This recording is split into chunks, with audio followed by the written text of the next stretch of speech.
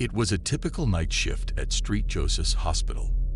The corridors were quiet, and the only sound was the hum of the fluorescent lights. Nurse Helen was doing her rounds, checking on the patients in the ICU.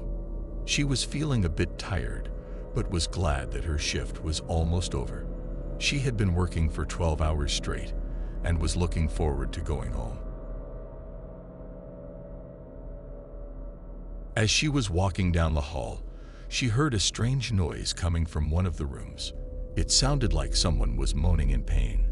She quickly walked over to the room and saw that the door was slightly ajar. She pushed it open and stepped inside.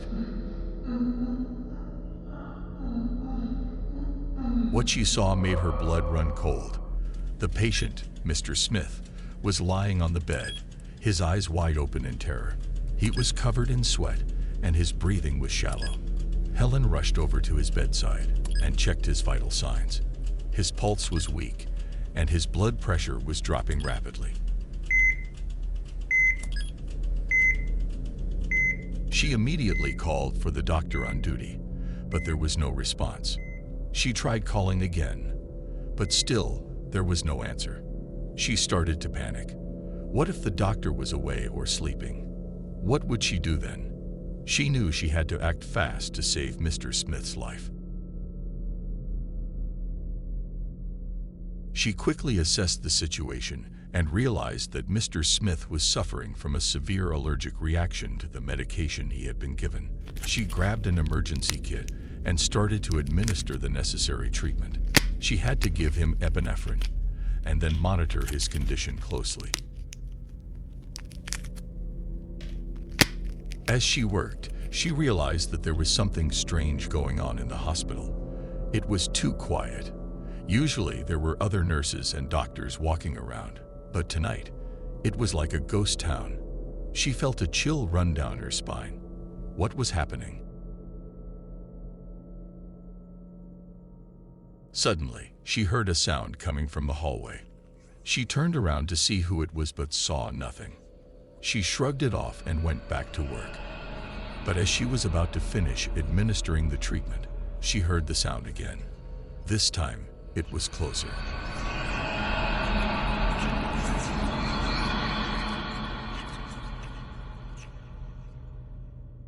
She turned around again, and this time, she saw a figure standing in the doorway.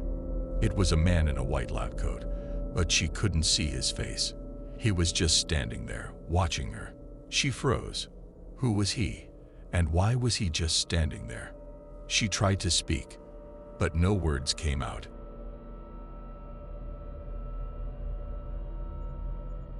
The man slowly stepped into the room, and as he did, the lights flickered, and the room went dark. Helen's heart was racing.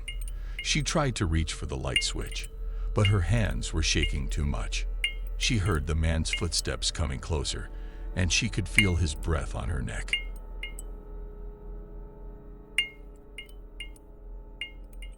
She closed her eyes and prayed that it was all just a bad dream. But when she opened them again, the man was gone, and the lights were back on. She looked around, but there was no sign of anyone. She felt a wave of relief wash over her, but also a sense of dread. What was happening to her? Was she losing her mind?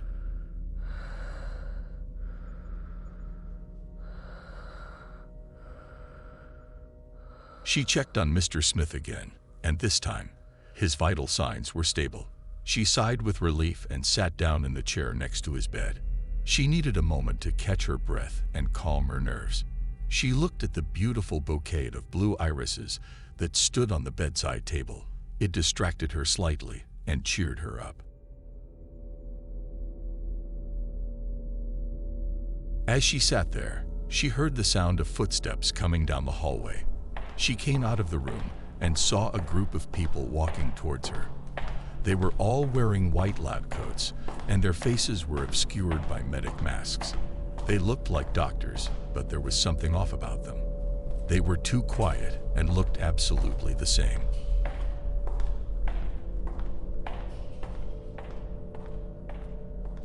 Helen greeted the group of people, wondering who they were and what they wanted. The group didn't respond to her greeting, but instead walked past her and went straight into Mr. Smith's room. She followed them, feeling uneasy and concerned for Mr. Smith's well-being.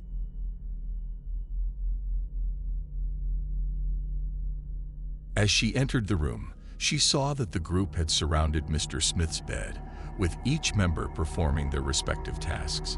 However, there was something off about the group. They were too mechanical and moved in perfect unison, almost like they were programmed.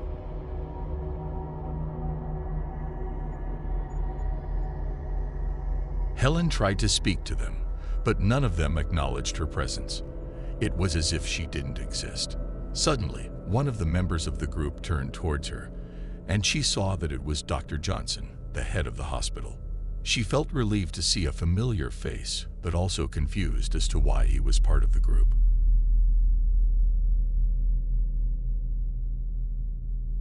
Dr. Johnson, what's going on? Who are these people and what are they doing?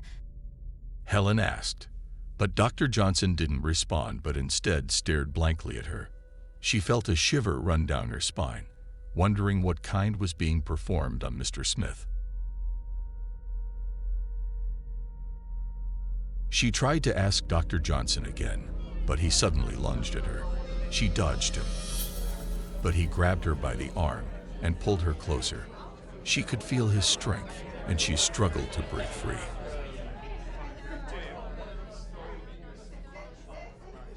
Helen knew that she had to get out of the room and alert someone. She managed to break free from Dr. Johnson's grip and ran towards the door. But as she reached for the handle, she felt a sharp pain in her neck, and everything went black. When Helen woke up, she found herself in a small room with a metal door. Her head was throbbing, and her body felt weak. She tried to stand up, but her legs gave out, and she fell back onto the cold metal floor.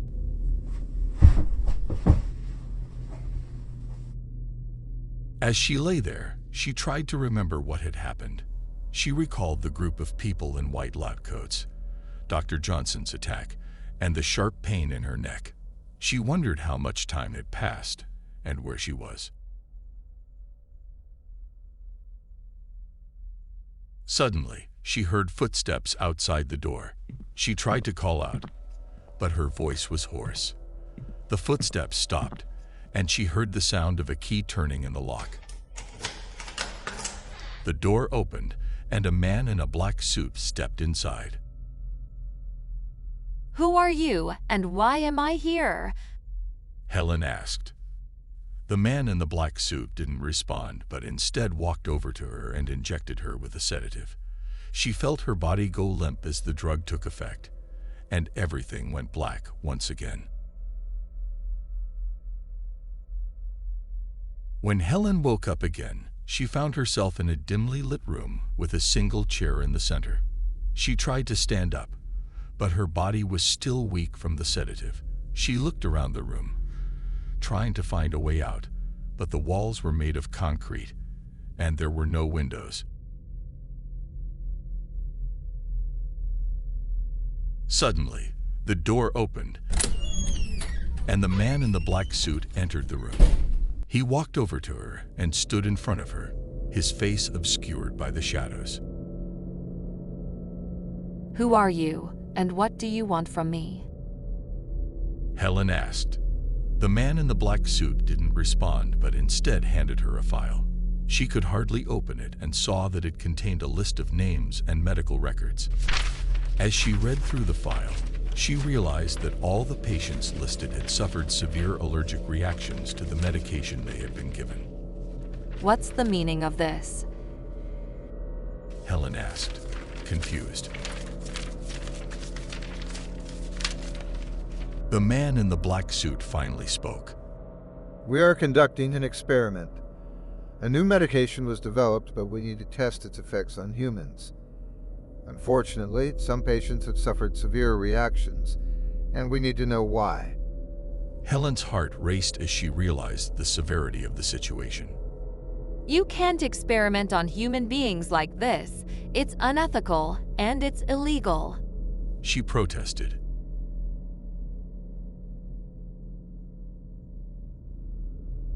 The man in the black suit didn't seem to care. We have the means to cover it up, and we have the power to make it go away. You can either be a part of this and help us, or you can be silenced. Helen felt a sense of dread wash over her as she realized the danger she was in. She knew she had to find a way out and expose the truth, but she didn't know how.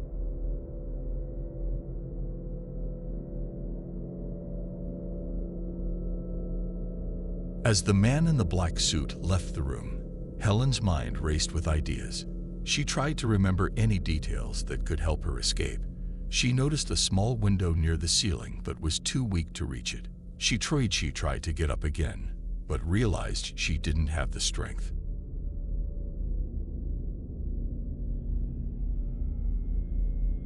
Hours passed, and she sat in the chair, feeling hopeless. She wondered if anyone was looking for her, or if she would ever see her family and friends again.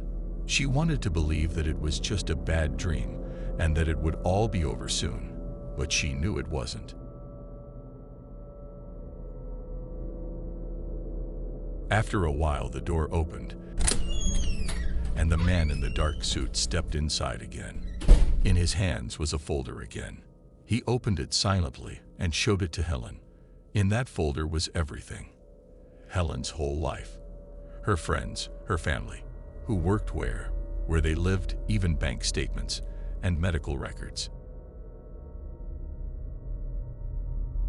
You see, Helen, we know everything about you and your friends and family. It's in your best interest to cooperate with us. Otherwise, the people you care about will get hurt.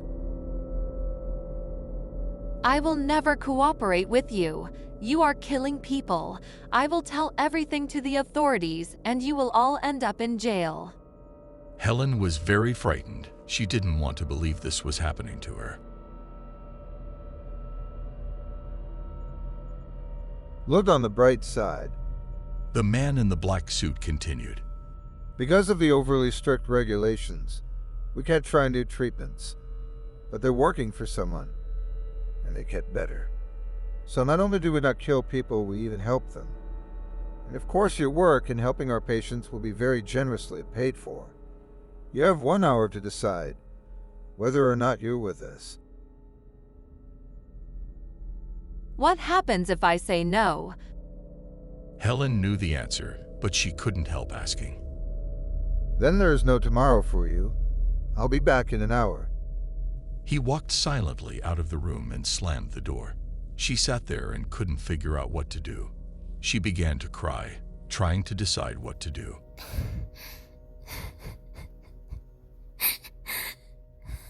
A few days later, Helen went out for her shift as usual. The hospital was as busy as ever with work and people. She did her usual chores.